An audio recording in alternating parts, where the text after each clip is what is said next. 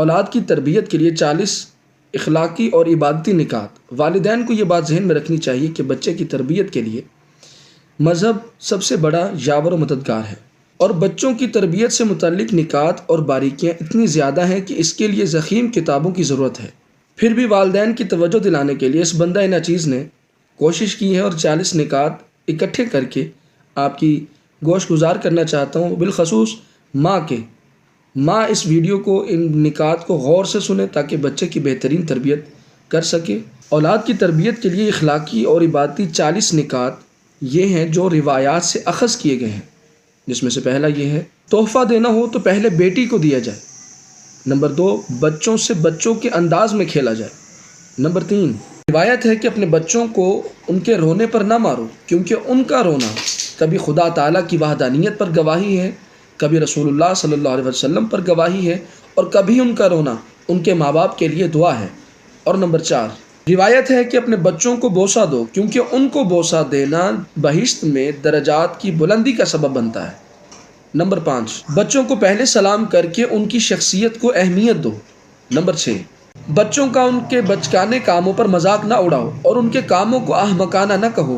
Number 7، بچوں پر زیادہ روک ٹوک نہ کرو۔ نمبر 8، بچوں کا احترام کرو چاہے اپنے کاموں کو ترک کرنا پڑے۔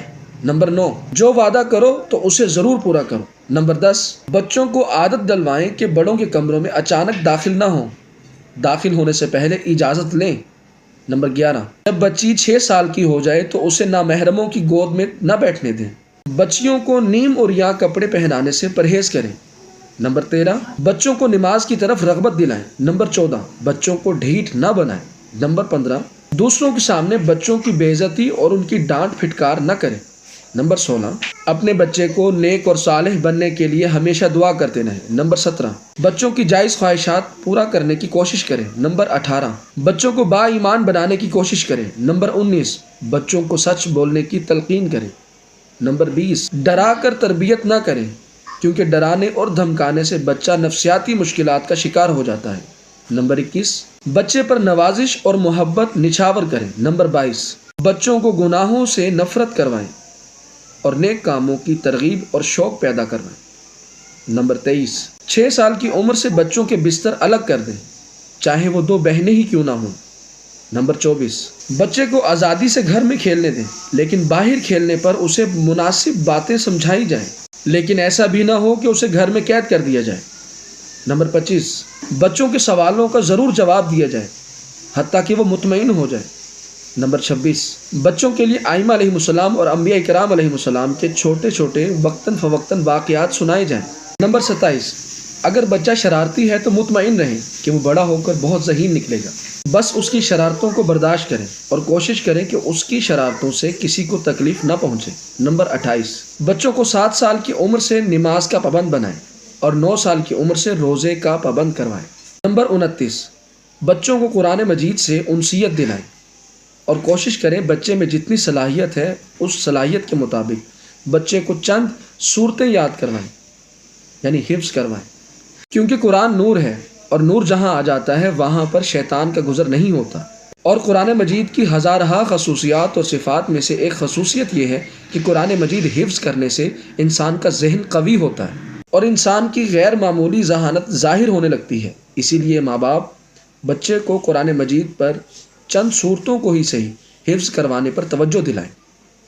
نمبر 30، اپنے بچے کا دوسرے بچے سے موازنہ نہ کریں اور بچے کا دل نہ دکھائیں، جیسا کہ اکثر والدین کہتے ہیں کہ فلاں بچے کو دیکھو وہ کتنا مؤدب ہے اور تم ہو کہ نہیں۔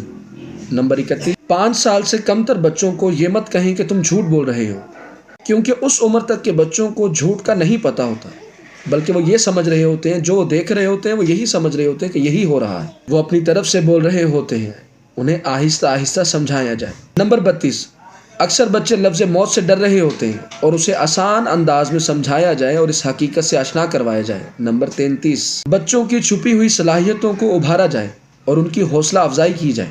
نمبر 34، بچوں کو بہت زیادہ دنیاوی چیزوں کی طرف راغب نہ کیا جائے اور نہ ان سے زیادہ دور رکھا جائے، بلکہ کوشش کی جائے کہ کچھ چیزیں انہیں دی جائیں اور کچھ چیزوں سے ان کو روکا جائے۔ نمبر 35، بچوں کو دوسروں کی چیزوں سے استعمال کرنے کے لیے روکا جائے اور انہیں عادت ڈالی جائے کہ کسی کی چیز کو حاصل کرنے سے پہلے یا اسے ہاتھ لگانے سے پہلے اجازت لی جائے۔ نمبر 36، امانت داری کیا ہے؟ بچے کو چھوٹی چھوٹی مثالوں کے ساتھ امانت کے بارے میں اور اس کی حفاظت کے بارے میں بیان کیا جائے۔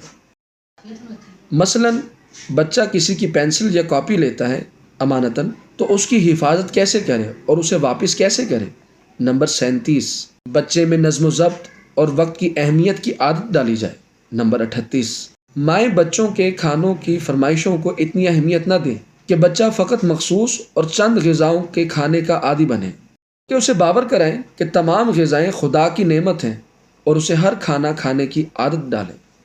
نمبر 39، یہ تمام نکات اس وقت اثر پذیر ہوں گے جب ماں باپ خود اس پر عمل پیرا ہوں گے۔ بس پہلا قدم والدین کا خود سازی ہے، یعنی ماں باپ کی خود کی تربیت ہے۔ جب ماں باپ اخلاق کا بہترین نمونہ ہوں گے، تمام بہترین صفات کا مجموعہ ہوں گے، جب ہی وہ اپنے بچے کی تربیت اور رہنمائی کر سکیں گے، ورنہ ہم جتنا چاہیں بچہ نیک بنے اور خود صفات سے محروم ہو تو بچہ کبھی بھی بہترین تربیت حاصل نہیں کر سکتا۔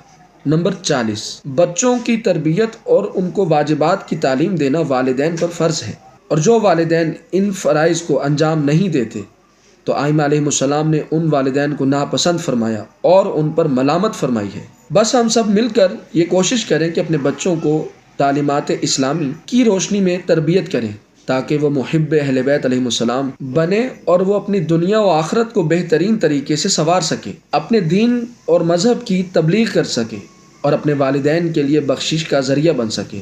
خداوند عالم ہم سب کو اپنے بچوں کی نیک تربیت کرنے کی توفیق عطا فرمائے۔ مجھے دعاؤں میں یاد رکھیے گا، ویڈیوز کو زیادہ سے زیادہ شیئر کیجیے گا۔ التماس دعا، اللہ حافظ۔